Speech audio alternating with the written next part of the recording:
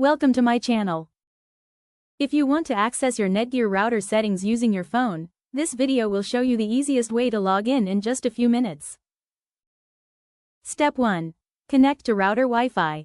Turn on Wi-Fi on your phone. Connect to your Netgear router network. Turn off mobile data. Step 2. Open your mobile browser. Open Chrome, Android, Safari, iPhone, or any browser.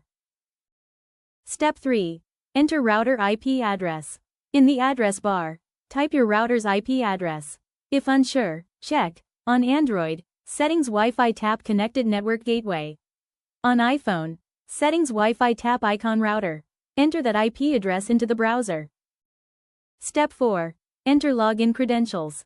Default login is usually username, admin, password.